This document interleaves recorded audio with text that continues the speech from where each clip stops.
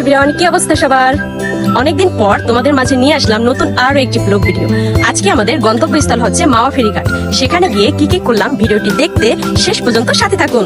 তো আমি আমার হাজবেন্ডের বাইকের পিছনে বসে প্রাকৃতিক সৌন্দর্য উপভোগ করতে করতে আমাদের গন্তব্যস্থানে যাচ্ছি। এত সুন্দর আবহাওয়া, ভাবলাম কিছু ভিডিও করি।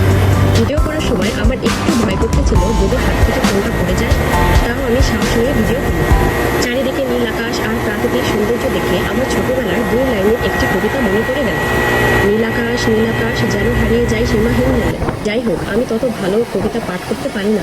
যেতে যেতে হঠাৎ দাঁড়িয়ে পড়লো। বললাম, কি হলো? দেখি একটি গাছে অনেক ফুল ফুটে আছে।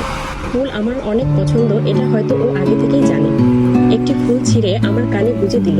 মনে মনে ভাবতেছি সূর্য আজকে কোন দিকে উঠেছে। যাই হোক, ওর মনে আছে, এটাই অনেক। তারপর আবার বাইক চালানো শুরু করলো। সামনে ও ভিডিও করতেছিল আর আমি পেছন থেকে একটু ভাব নিচ্ছি। আমরা এখন আছি আরিয়াল খাঁ ব্রিজের ওপরে। যাই হোক, আস্তে আস্তে আমার একটু ক্ষুধা লেগে গেছে।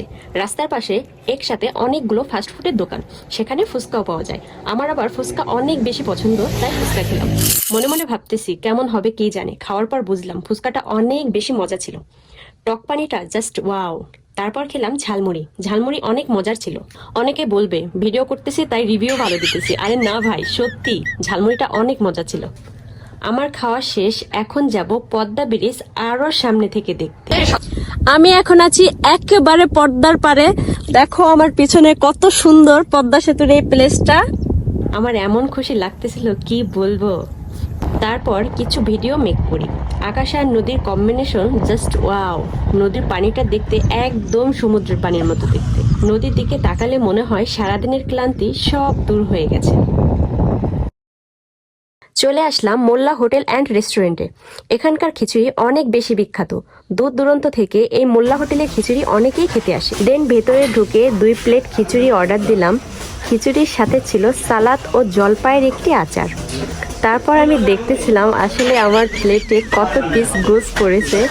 না, আলহামদুলিল্লাহ 5 থেকে 6 পিস পেয়েছি।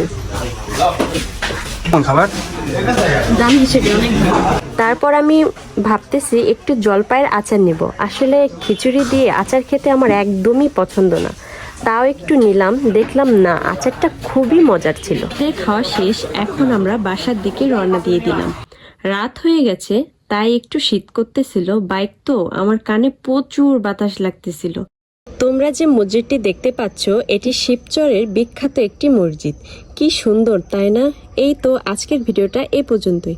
কমেন্ট করে জানাবে ভিডিওটা কেমন হলো। Tata, bye bye.